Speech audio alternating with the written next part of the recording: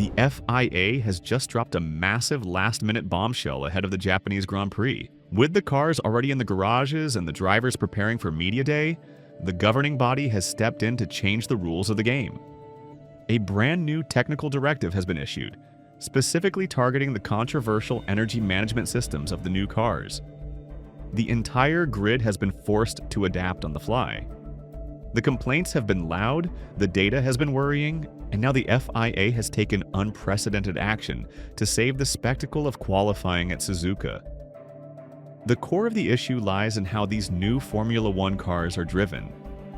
The balance between the internal combustion engine and the electrical system has created a bizarre situation on track. To get the fastest possible lap time, drivers are no longer pushing flat out from start to finish.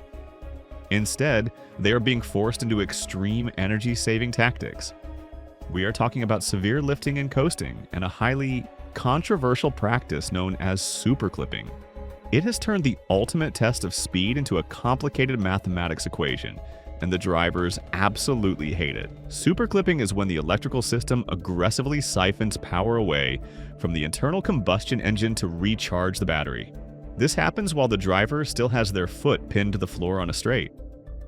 The engine is literally being starved of power, causing the car to stop accelerating or even lose speed before the braking zone. It looks incredibly unnatural on the onboard cameras. You see the driver flat out, but the speed trace just flattens or drops. It is a necessary evil to ensure the battery has enough juice for the more critical parts of the lap. The Japanese Grand Prix presents a unique challenge for these new power units. Suzuka is an old-school, high-speed, flowing circuit. It is characterized by the iconic S's, the sweeping Degner curves, and the legendary 130R. What it lacks, however, are heavy braking zones. Tracks like Bahrain or Shanghai have long straights followed by tight hairpins, which are perfect for regenerating electrical energy under braking. Suzuka does not offer that luxury. It is an energy-starved track, very similar to what the teams experienced at the season opener in Melbourne. Heading into this weekend, the teams were running their simulations back at the factories, and the results were alarming. Because Suzuka offers so few opportunities to harvest energy naturally under braking, the simulation data showed that drivers would have to engage in extreme levels of lifting and coasting just to complete a qualifying lap. They would have to sacrifice massive amounts of speed on the straights just to ensure they had enough electrical deployment for the corners. It was shaping up to be a terrible look for the sport, with cars crawling at the end of the straights during what is supposed to be the fastest session of the weekend. Realizing that this was a terrible look for Formula One, the FIA decided they had to intervene immediately. Following urgent discussions with all 11 teams and the 5 power unit manufacturers, a unanimous agreement was reached. The governing body has officially reduced the maximum permitted energy recharge for qualifying at Suzuka. Previously, the rules allowed drivers to recharge 9 megajoules of energy during a single qualifying lap. For this weekend, that limit has been slashed to 8 megajoules. Sounds like a small technical tweak, but the implications for how the drivers tackle the track are massive. By reducing the recharge limit from 9 to 8 megajoules, the FIA is effectively telling the teams that they do not need to harvest as much energy. If the target is lower, the drivers do not have to spend as much time lifting and coasting or relying on superclipping. Sources within the paddock suggest that this 1 megajoule reduction could eliminate up to 4 seconds of superclipping per lap. This means the drivers can spend more time on the throttle, attacking the circuit in a much more traditional and aggressive manner. They will have slightly less electrical power to deploy overall, but the lap itself will flow much better. Lewis Hamilton revealed just how bad the situation was before the FIA stepped in.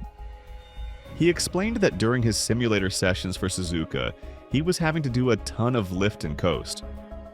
Hamilton made it clear that driving like that is really not enjoyable, especially during a qualifying lap where you just want to push the car to its absolute limits. The reigning world champion has been one of the harshest critics of the new engine rules. Max Verstappen previously compared the extreme energy management tactics to playing Mario Kart, calling the driving style completely unintuitive. When asked about the sudden rule change for Japan, Verstappen admitted he had not yet tried the new 8 megajoule limit in the simulator. However, he noted that the previous setup was nowhere near flat out. His hope is that this reduction in harvesting will allow him to drive the car much closer to the limit, rather than constantly managing battery levels. Ferrari's Charles Leclerc welcomed the change, noting that less lift and coast is definitely a good thing for the drivers. However, he does not believe it will completely transform the competitive order. He feels there is still a lot of fine-tuning needed to make qualifying a true flat-out push again. George Russell echoed a similar sentiment. The Mercedes driver called it a small detail, explaining that because they can recover less energy, they will have to be slightly wiser with how they spend it. Russell expects the cars to be slightly slower in the middle of the straights, but faster at the end because they will not be clipping as aggressively. Not everyone is entirely thrilled with the specific solution the FIA has chosen. Haas driver Oliver Behrman argued that lowering the energy limit is actually just making the cars even slower overall. While he acknowledged that reducing lift and coast is a positive step, he pointed out that the drivers will now spend a lot of time with absolutely no electrical energy to deploy.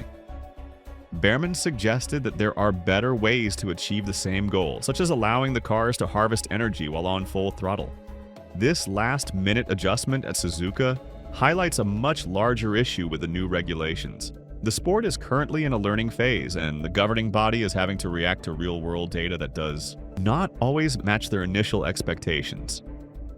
The FIA stated that this targeted refinement is part of the normal process of optimization.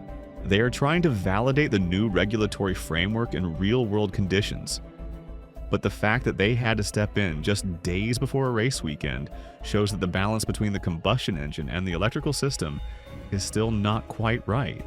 For the fans watching at home or in the grandstands, this rule change is an absolute win. Nobody wants to see the fastest cars in the world deliberately slowing down on the straights during qualifying. Formula One is supposed to be the pinnacle of motorsport. Qualifying should be a breathtaking display of speed, bravery, and mechanical grip. Suzuka is a track that demands respect, and watching the drivers wrestle these cars through the S's without having to worry about hitting a specific energy harvesting target will be spectacular. The paddock is buzzing, the engineers are stressed, and the drivers are ready to unleash these cars around one of the greatest circuits on Earth. The FIA has drawn a line in the sand, prioritizing the spectacle of speed over extreme energy conservation. It is a bold move, and we are about to see exactly how it plays out on track. What do you guys think about this last-minute rule change by the FIA? Do you agree that reducing the energy harvesting limit is the right move to save qualifying, or do you think the drivers should just adapt to the new regulations? And who do you think will benefit the most from this change at Suzuka? Let me know your thoughts and predictions in the comments down below.